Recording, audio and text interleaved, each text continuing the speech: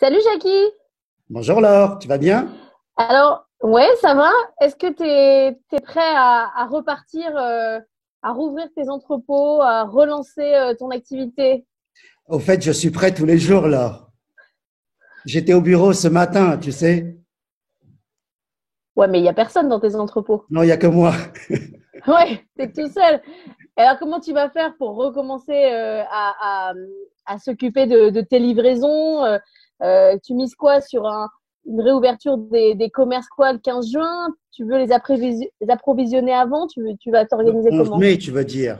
On est impatient de reprendre à partir du 11 mai, mais on attend encore les instructions du gouvernement pour pouvoir rouvrir la partie logistique. Au fait, chez Paris Fashion Shops, on n'a jamais arrêté de fonctionner. On est resté ouvert sur la partie opérationnelle et on s'est organisé à travailler différemment depuis le 17 mars. Mais c'est-à-dire, tu fournis, tu livres, tu fais quoi? On continue à livrer, mais d'une autre façon.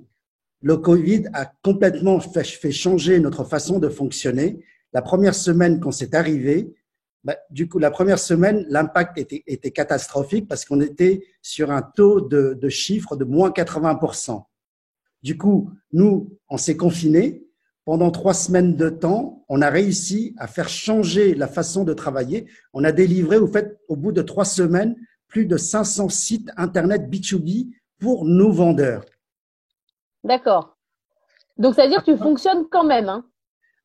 Différemment, on a réadapté la logistique, la partie transport, parce qu'au lieu de faire le groupage de colis, ce que nous faisons aujourd'hui, c'est de transmettre directement, de tout envoyer à partir de Chronopost. Et c'est ce qui nous permet de continuer à délivrer nos clients qui sont pas sur la partie physique, les clients qui sont sur la partie digitale.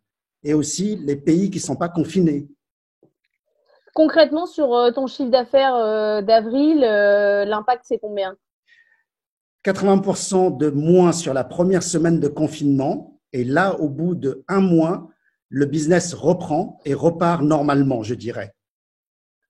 Normalement. Ah oui, donc tu as de belles perspectives, mais ça veut dire quoi? Parce que dans tes entrepôts, il va falloir que tu travailles avec des masques. Qu'est-ce que tu as mis en place comme mesures sanitaires? Alors, tout ça, même 1 mois avant la décision du gouvernement d'arrêter, 1 mois avant le 17 mars, je distribuais déjà 3 masques par jour à mes équipes, du gel hydroalcoolique et aussi des gants. Donc, les mesures sanitaires ont déjà été appliquées chez nous, même bien avant la fermeture, je dirais l'arrêt. Et pour la reprise, ça va être pareil. Pour la reprise, nous sommes déjà entraînés à ça pour la reprise. Donc, quelque part, les masques obligatoires, les gels hydroalcooliques, les gants et distance de sécurité. En tout cas, la priorité, elle est à la sécurité de l'équipe et de nos clients. Et les masques, ils viennent d'où? Alors là, c'est une longue histoire, les masques qui viennent d'où? Tous les masques aujourd'hui, ils viennent de Chine. Et comme on a nos informations depuis la Chine s'est confinée à peu près 2 mois avant la France. Donc, quelque part, originaire de Chine, j'avais déjà ces informations depuis bien longtemps et on a pris nos précautions un peu en avance. Et là, d'ailleurs, on vient de gérer une commande de plus de 1,5 million de masques pour notre réseau Croissance Plus Ouais. pour que chaque entreprise de Croissance Plus puisse aussi sécuriser et garantir la sécurité de leurs collaborateurs. Donc, du coup, on est en train de gérer aussi toute cette partie importation des masques et de pouvoir fournir nos entreprises chez Croissance Plus. Et d'ailleurs, ces masques-là aussi seront sur la plateforme Paris Fashion Shops pour que les indépendants ils puissent aussi en prévoir pour leurs salariés, pour leur personnel et pour leurs clients. Donc tu dis réorganisation de la plateforme, tu fournis tes clients B2B, etc. Mais les boutiques, les petites boutiques de centre-ville, c'était pendant la BFM Academy, on a parlé que de ça, de qu'elles puissent être réactives, qu'elles puissent être concurrentes avec les supermarchés à l'extérieur des villes. Comment tu vois l'avenir? Elles vont réouvrir, elles sont capables de continuer leur commande? Au fait, ceux qui vont être le plus impactés, ce sont justement ces indépendants.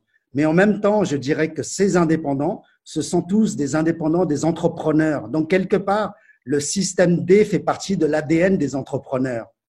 Tu as besoin, c'est Ouais, marche ou crève et il faut y aller. Donc aujourd'hui, la ouais, mais conversion, justement, Jackie, c'est marche ou crève, mais ça va peut-être être crève hein, pour un certain nombre d'entre eux. malheureusement, on sera l'après-confinement, on va certainement avoir ceux qui vont sortir de la tempête et ceux qui vont y rester. Alors, c'est une crise qui n'a jamais été aussi puissante et aussi agressive. Ce qu'on a aujourd'hui, c'est de dire on est en situation de guerre, il faut qu'on trouve des solutions pour pouvoir survivre et pérenniser notre entreprise. C'est ce que nous faisons au quotidien, c'est ce que nous veillons à ce que nos clients puissent aussi aborder cette démarche-là, aussi aller sur le digital aujourd'hui. Et nous les accompagnons concrètement aujourd'hui à Mm. aller sur le digital, à pouvoir faire en sorte qu'ils puissent encore recevoir de la marchandise. Nous sommes, je te rappelle, nous sommes la première marketplace B2B dédiée aux professionnels de la mode et c'est ce que nous faisons au quotidien pour pouvoir les accompagner aujourd'hui grâce aux outils digitaux. Donc, tu vas faire de la digitalisation de commerce de centre-ville. Tu vas rajouter une pierre ou pas? Ce qu'on vient de faire là, en espace de 3 semaines de confinement, c'est déjà de fournir des outils à la racine, c'est-à-dire aux vendeurs, pour qu'ils puissent, eux, continuer à travailler même au-delà de la marketplace Mm. Paris Fashion Shops. Et ce que nous sommes en train de développer en plus de ça, c'est aussi de leur fournir un outil qui va leur permettre de sécuriser leur mode de paiement, encore une fois, au-delà de Paris Fashion Shops.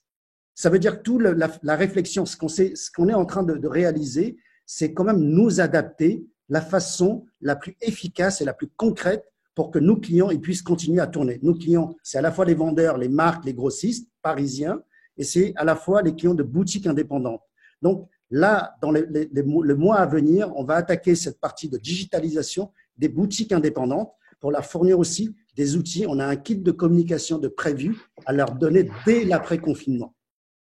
Mais ce qui veut dire que toi, ton enjeu, c'est de faire survivre tes clients, quoi. Donc, tu es prêt même à les aider dans leur développement direct Alors, tout ce pour que qu'ils nous puissent faisons commander. dès l'après-confinement, nous inscrivons Paris Fashion Shops en tant qu'entreprise à mission, parce que concrètement, ça fait 4 ans que nous le faisons, tu vois.